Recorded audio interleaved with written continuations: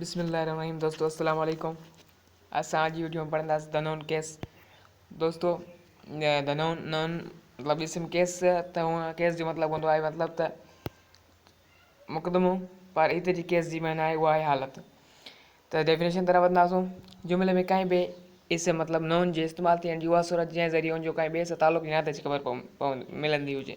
मतिलबु जुमिले में जेको इसम इस्तेमालु थी रहियो आहे उन मां कंहिं ॿिए सां हुनजी त रिलेशनशिप ज़ाहिर थिए त असां हुनखे छा चवंदासीं, नोन जी हालत मतिलबु द नोन केस चवंदासीं। हुनखे 5 काइंड्स में डिवाइड कयो वियो आहे, जेको आहे नॉमिनेटिव केस मतिलबु हालत फ़ाइली, ऑब्जेक्टिव केस हालत मफ़ूली, एक्यूज़ेटिव केस मतिलबु हालत जरी ऐं वोकेटिव केस हालत निदा, उनखां पॉसेसिव केस जेको आहे हालत इज़ाफ़त। असां हिनखे वन बाय वन करे डिफाइन करण जी कोशिशि कंदासीं।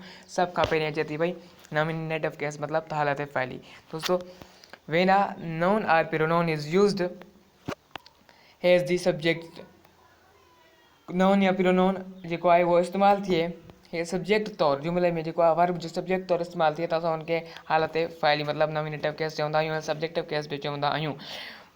फ़ाइल जी माना हूंदी आहे कम जो कंदड़। जॾहिं मतिलबु को बि इसम या ज़मीर जुमिले में फ़ेल यानी वर्ब जो फ़ाइल सब्जेक्ट थी कमु ईंदो त असां हुनखे जुमिले जी हालत फ़ाइली चवंदासीं। मिसाल तौरु जीअं she wrote a letter, she ख़त लिखियो, हिन में जेको आहे शी एज़ अ सब्जेक्ट आहे, वर्ब जो आहे सब्जेक्ट तौरु इस्तेमालु थी रहियो आहे ऐं कम जो जेको आहे कंदड़ केरु आहे मतिलबु त शी, त इहो छा आहे सब्जेक्ट यानी नॉमिनेटिव केस आहे। ऐं जीअं असलम हेठि हिन पियल असलम एपल खाधो, असलम बि हिते सब्जेक्टिव नॉमिनेटिव केस आहे। त जेको आहे ऐं उनखां पोइ हुई प्लेड फुटबॉल असां जेको आहे बॉल कॾहिं हिते प्रोनाउन यूज़ थियल आहे जेको मतिलबु त छा आहे कि सब्जेक्टिव तौरु इस्तेमालु थियल आहे। ऐं उनखां पोइ अचे थो पियो ऑब्जेक्टिव केस यानी हालत मफ़ूली।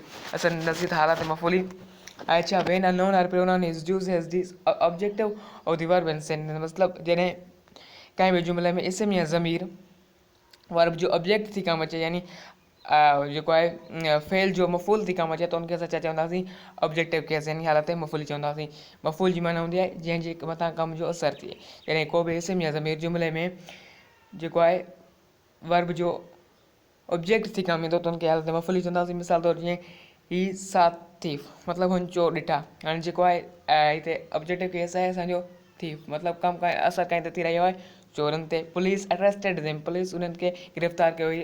प्रोनाउन हिते इस्तेमालु थियल आहे दे मतिलबु उन्हनि खे, त हिते छा इहो हिकु यानी ऑब्जेक्टिव केस आहे जंहिं ते कम जो असरु थी रहियो आहे। शी किल्ड अ बर्ड मतिलबु हुन जेको आहे छा मारियो, पखी मारियो। हिते पखी ते जेको आहे हिकु ऑब्जेक्टिव केस आहे मतिलबु त हिते कम जो असरु थी रहियो आहे। ऐं उनखां पोइ असांजी जेको अची रहियो उहो आहे त एक्यूज़ेटिव केस हालत जरी।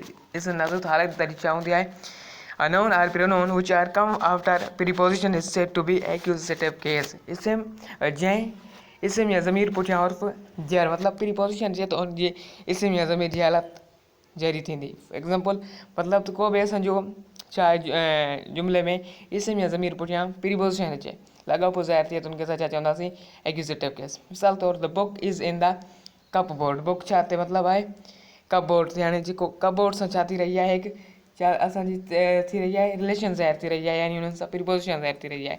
दे the toy is on the table मतिलबु चयो रांदीको छा ते आहे, टेबल ते आहे। त इहो छा मतिलबु table on the table, table हिते छा आहे मतिलबु त एक्यूज़ेटिव केस आहे, हालत जरी आहे। छाकाणि त टॉय जेको मतिलबु रांदीके जो जेको छा आहे असांजी प्रीपोजिशन यानी हुनजी जेको लाॻापो ज़ाहिर थी रहियो आहे जंहिंसां टेबल ते आहे।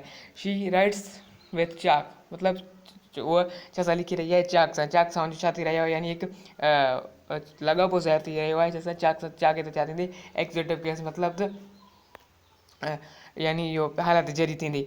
ऐं उनखां पोइ अची रहियो आहे असांजो जेको आहे ॿियो केस त वोकेटिव केस यानी हालत Nida. when a noun is addressed or called in a sentence is said to be in the vocative case। लफ़्ज़ निदा जी माना हूंदी आहे सॾु करणु या पुकारणु। जुमिले जेकॾहिं कंहिं इसम खे मुख़ातिबु कयो वञे त उनजी हालत निदा थींदी। मिसाल तौरु जीअं Rashid where is your book, Rashid तुंहिंजा बुक किथे आहिनि। सॉरी असां हिते स्पेल में राशिद खे जेको आहे बी ॾेई विया आहियूं। Where is your book, Rashid तव्हांजा बुक किथे आहिनि। हिते मतिलबु वोकेटिव केस हालत निदा ज़ाहिर करे थो पियो त राशिद तव्हांजा बुक किथे आहिनि। ऐं ॿियो जीअं आहे example Haroon sit down, Haroon वेही रहो, हिते मतिलबु हिकु वोकेटिव केस यानी हालत इंदा ज़ाहिर थी रही आहे, असां कंहिं नउन खे मुखातिब थी चई रहिया आहियूं त उन खे असां छा चवंदासीं vocative case. Ali radio lesson, हिते अली बि छा आहे कि यानी वोकेटिव केस आहे जुमिले में असां उनखे जेको आहे मुखातिब थी चई रहिया आहियूं, जेके असां मतिलबु वोकेटिव केस उहो हूंदो आहे जंहिं मतिलबु त कि यानी कंहिं जुमिले में कंहिं हिसे खे मुखातिब कयो वञे त उनखे असां उनजी हालत निदा थींदी आहे, मतिलबु वोकेटिव केस थींदी आहे। ऐं उनखां पोइ असांजो जेको आहे उहो आहे पॉसेसिव केस यानी हालत इज़ाफ़त। हालात इज़ाफ़त सां ॾिसंदुसि छा आहे when noun or pronoun shows its relation to another thing is said to be possessive case, मतिलबु उहो इसम या ज़मीर जेको ॿिए कंहिं सां तालुक़ या लॻापो ॾेखारे तंहिंखे असां छा चवंदा आहियूं हालात इज़ाफ़त मतिलबु पॉसेसिव केस चवंदा आहियूं। For example this is Ali's pen, मतिलबु हीअ अली जी पेन आहे। हिते जीअं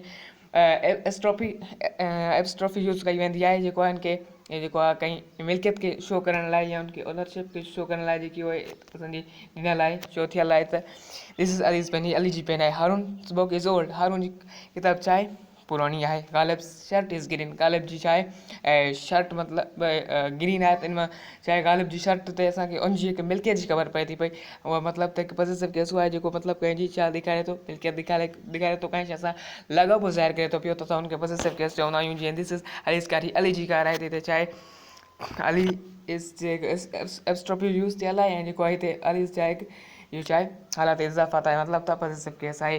उमेद आहे तव्हांखे सम्झ अची वई हूंदी। तमामु जेको आहे ईज़ी आहे, का मुश्किल शइ न हुई। जेकॾहिं दोस्त तव्हांखे सम्झ आई हुजे त शेयर लाज़मी कंदा, जेकॾहिं वीडियो तव्हांखे पसंदि हुजे सब्सक्राइब लाज़मी कंदा। दोस्तो तव्हांजी वॾी वॾी महिरबानी, शुक्रिया।